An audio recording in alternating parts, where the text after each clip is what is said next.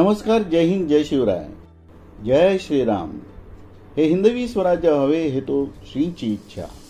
आज आपण सिन्नर या भागातील चढाईस अवघड समजला जाणारा किल्ला औंढा येथे आलेलो आहोत. कसाऱ्यापासून आपले मित्र संदीप यांच्या 2 गाड्यांमध्ये आम्ही एकूण 18 जण पहाटे 5 वाजता ट्रेक सुरू करणार होतो. म्हणून प्रमोद यांनी स्वतः बनवून आणलेला चहा व बिस्किट खाऊन आम्ही ट्रेकसाठी तयार झालो. आम्ही औंढे गावातील स्थानिक मार्गदर्शक मामा यांना सोबत घेतले. आज ट्रेकच्या समूहामध्ये ज्योतिताई, स्नेहाताई, वैशालीताई तसेच छोटी मनस्वी अशी मातृशक्ती होती व आम्ही सारे मित्र महेश तावरे, महेश भोजने, प्रतीक, दिनकर, सोहन, संदीप, सतीश, प्रमोद, चिन्मय, रणजित, सुजित आणि सुधाकर तसेच सचिन आणि श्लोक हे ट्रेकसाठी तयार झालो. सर्वांनी टॉर्च सोबत आणला होता. टॉर्चच्या उजेडामध्ये गावातून जवळ दिसणाऱ्या पवनचक्कीच्या दिशेकडे आम्ही निघालो. गावाकडून गड पायथ्यापर्यंत जाण्यास पाऊण तास लागणार होता. चहूबाजूस काळोखात चमचमणाऱ्या दिव्यांनी जवळची गावे दिसत होती. वरील परिसर बराचसा माळरानाचा आहे. आता तांबडं फुटू लागलं होतं, त्यामुळे टॉर्चची गरज भासत नव्हती. आम्ही पायथ्याला वेताळ देवाच्या मंदिरापाशी पोहोचलो होतो. आम्ही देवाकडनं आशीर्वाद घेतला व गडाकडे जाणारा मार्ग धरला. येथून संपूर्ण गड सहज दिसत होता.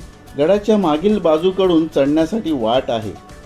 गड आणि औंढेवाडी या परिसरामध्ये खूपच वारा आहे, त्यामुळे चहूबाजूस अनेक भागामध्ये पवनचक्क्या आहेत. झुडपांच्या वाटेतून मार्ग काढीत आम्ही गडावर जाण्याच्या मार्गाकडे पोहोचलो.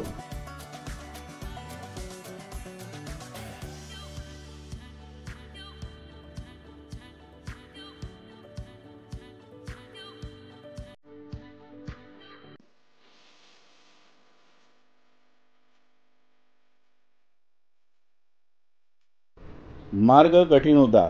काही ठिकाणी पायऱ्या तर काही ठिकाणी दगडांवरील खाचा आहेत. जसजसे आपण वर चढत जातो तसतसा येथील भाग अधिकच कठीण होत जातोय. गड चढण्यासाठी वन विभागाने मार्गावर साखळ्या बसवल्या आहेत. गडावर वेताळ देवाचे मंदिर आहे. या ठिकाणी कार्यक्रम असतो तेव्हा गावकरी मोठ्या संख्येनं या किल्ल्यावर येत असतात. ह्या किल्ल्याचा चढ 80 ते 90 अंशामध्ये आहे.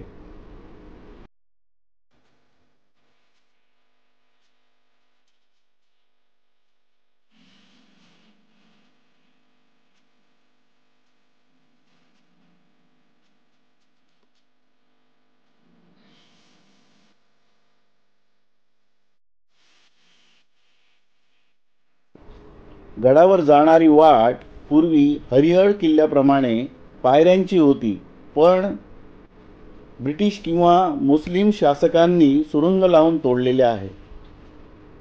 या मार्गावर खाचा असल्याने साखळीच्या आधाराने वरपर्यंत जाता येते. आपले मित्र महेश, सतीश, प्रतीक, प्रमोद, संदीप, सचिन, भोजने हे सर्व मित्रांना सांभाळून नेत होते व मार्गदर्शन करीत होते. सोबत रशी व हार्नेस पण नेला होता. आम्ही सर्वांनी हा कातळकडा जवळपास 30 ते 35 फुटांचा छान प्रकारे पूर्ण केला होता. पुढे पुन्हा एकदा 15 ते 20 फुटाचा कातळ टप्पा लागतो. हा देखील सर्वांनी सहज पार केला होता. आम्ही सारे आता गडावर पोचलो होतो. पाण्याच्या टाक्या तसेच पायऱ्या आपल्याला या ठिकाणी सापडतात. छोटी गुहा तसेच वेताळ देवाचे मंदिर हे अवशेष आपल्याला या ठिकाणी पाहावयास मिळतात. आम्ही इथे खाण्यासाठी पेरू नेला होता.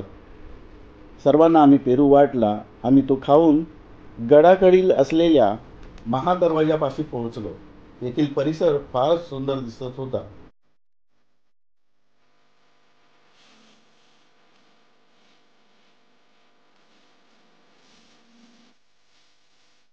आम्ही सारेजण हा किल्ला चढून तर आलो होतो, परंतु आता खरी कसब ही उतरण्यामध्ये होती. उतरण्यास ज्यांना ज्यांना कठीण वाटत होते त्या मित्रांना आम्ही हार्नेस व रशीच्या मदतीने खाली उतरवले होते. मार्गदर्शक नेहमीप्रमाणे आमचे मित्र होते. आम्ही साऱ्यांनी हा ट्रेक छानपैकी पूर्ण केला होता, त्यामुळे आमचे मित्र आनंदी होते. प्रमोद, ज्योती, प्रतीक, स्नेहा, दिनकर हे एका टीमला पुढे घेऊन नाश्ता आणि सँडविच करण्यासाठी तयारीला गेले होते. आम्ही पुढील 15 ते 20 मिनिटातच गड पायथा गाठला. आमच्या सर्व मित्रांनी सँडविच फारच छान बनवले होते. सर्वांना भुका देखील लागल्या होत्या. सँडविच खाऊन आम्ही सर्व तृप्त झालो. पुढे आम्हाला 1 तासावरच असणाऱ्या पर्वतगड व सोनगड ह्या किल्ल्याकडे जाणे होते. आम्ही सारे आता वाहनात बसलो व सोनगडच्या सोनेवाडी ह्या गावी पोहोचलो. मित्रांनो, औंढा या किल्ल्याचा आपण इतिहास थोडक्यात पाहून घेऊ. सह्याद्रीच्या उत्तर दक्षिण रांग इगतपुरीपासून थळ घाटाच्या पूर्वेला जाते. या रांगेला कळसुबाई रांग म्हटली जाते. या रांगेच्या 2 भाग पडतात. एक म्हणजे अलंग, मदन, कुलंग आणि कळसुबाई, तर पूर्वेकडे औंढा, पट्टा, बितनगड, आड, म्हसोबाचा डोंगर या किल्ल्यांची रांग आहे. वृक्षतोडीमुळे हा बराचसा परिसर उजाड झालेला आहे. औंढा या किल्ल्यावरचा भाग म्हणजे एकच सुळका आहे. औंढा किल्ला नाशिक जिल्ह्यातील सिन्नर तालुक्यात देवळालीच्या दक्षिणेस 10 मैलावर आहे.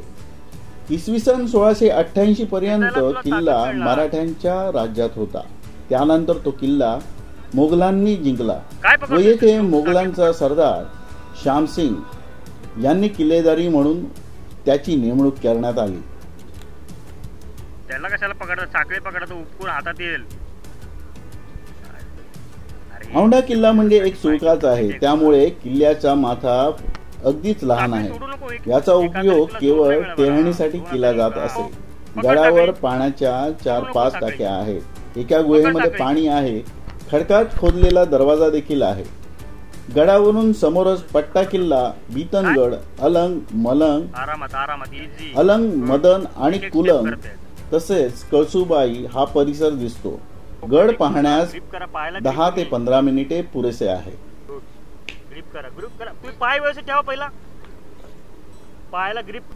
तर मित्रांनो, हा किल्ला पाहण्यासाठी आपण या किल्ल्याला अवश्य भेट द्या.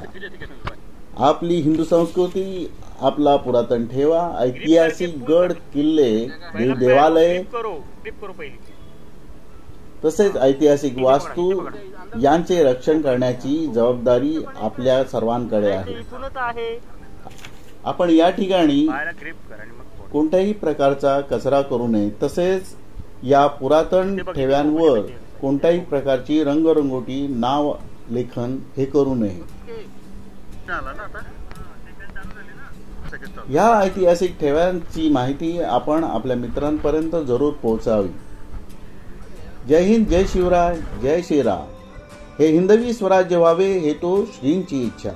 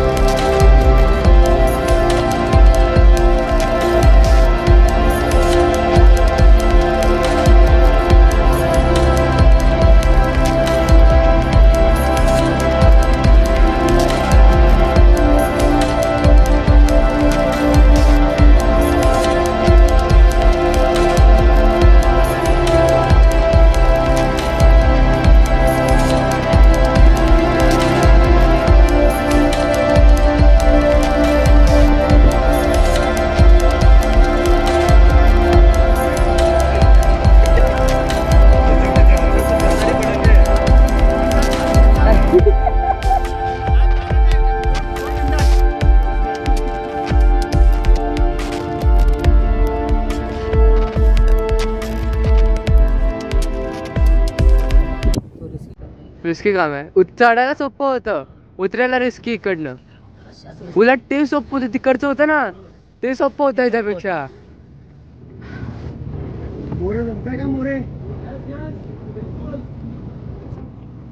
खाली नाही शूटिंग करत सगळ्यांची. अरे बापरे. ओके. नेक्स्ट जय श्रीराम. जय श्रीराम.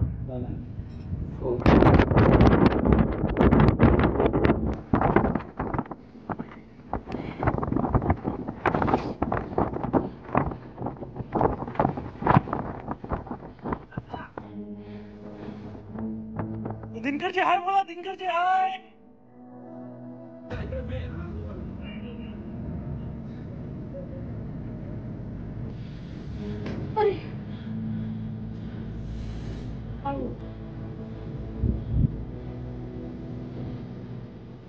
चल हळूहळू आपण